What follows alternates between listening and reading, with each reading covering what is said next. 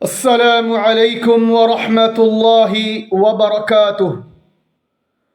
بسم الله الحمد لله وحده والصلاة والسلام على من لا نبي بعده. ബഹുമാന്യരെ, അള്ളാഹുവിൻ്റെ അനുഗ്രഹത്താൽ സൂറത്തുൽ മുൽക്ക് 21-ാമത്തെ ആയത്ത് വരെ നമ്മൾ പഠനം പൂർത്തീകരിച്ചിരിക്കുകയാണ്. അൽഹംദുലില്ലാഹ്.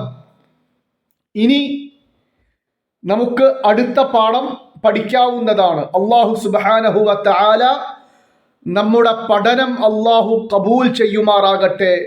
പഠിക്കാൻ, നല്ല രീതിയിൽ പഠിക്കാൻ അല്ലാഹു തൗഫീഖ് നൽകുമാറാകട്ടെ. ആമീൻ. പാഠം ശ്രദ്ധിക്കുക. أعوذ بالله من الشيطان الرجيم. بسم الله الرحمن الرحيم.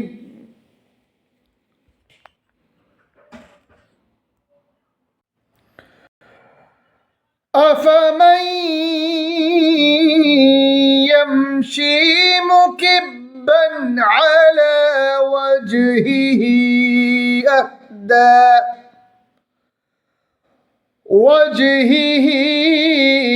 أهدى أمن يمشي سويا على صراط مستقيم.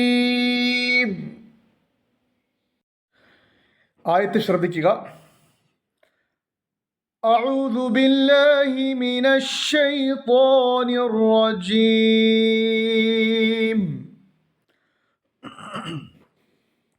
بسم الله الرحمن الرحيم.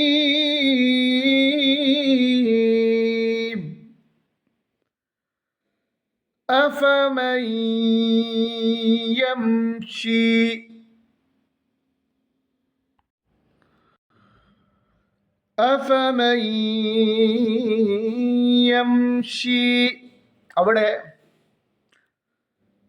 ഇവിടെ നൂൻ ഉച്ചരിക്കരുത്. മീമിൽ നിന്നും നേരെ യായിലോട്ട് ചാടണം. അഫമൻ, യായ കട്ടിയാക്കുകയും മണിക്കുകയും വേണം. അഫമൻ യംശി മുകിബ്ബൻ അലാ വജ്ഹിഹി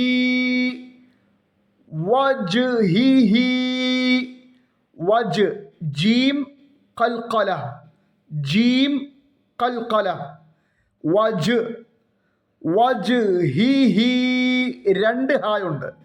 ശ്രദ്ധിച്ചില്ല എങ്കിൽ ഒരു ഹാ ഉച്ചരിച്ചു പോകും. വജ്ഹി എന്ന് ചിലപ്പോൾ ഉച്ചരിച്ച് പോയെന്ന് വരും. അതുകൊണ്ട് ശ്രദ്ധിക്കുക. വജ്ഹിഹി. ഇവിടെ മദ് മുൻഫസിലാണ്. 4-5 അലിഫ് നീട്ടണം. അലാ വജ്ഹിഹി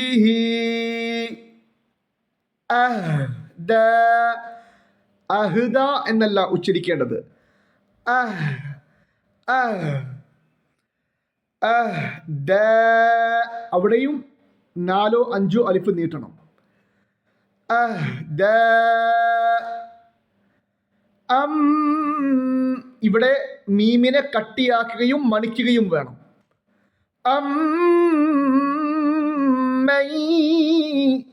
അവിടെ മീമിൽ നിന്നും നേരെ യായിലോട്ട് ചാടുകയും യായ കട്ടിയാക്കുകയും മണിക്കുകയും വേണം.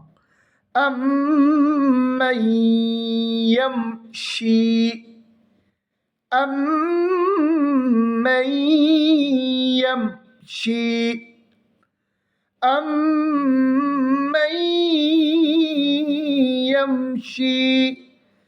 സവിയ്യൻ. ഇവിടെ ഈ തൻവീനിനെ മൂക്കിൽ മറച്ചു മണിക്കരുത്. ഇദ്ഹാറിന്റെ നിയമമാണ്. കാരണം ഐനാണ് ശേഷം വന്നിരിക്കുന്നത്. അതുകൊണ്ട് سويا على صراط مستقيم صراط മുഴപ്പിച്ച്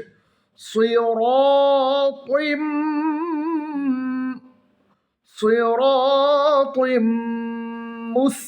مستقيم قاف على صراط مستقيم.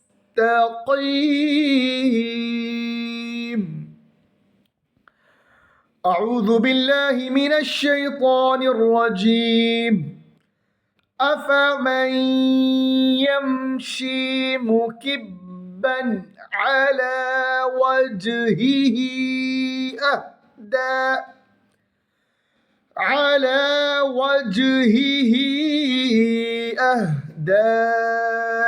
أمن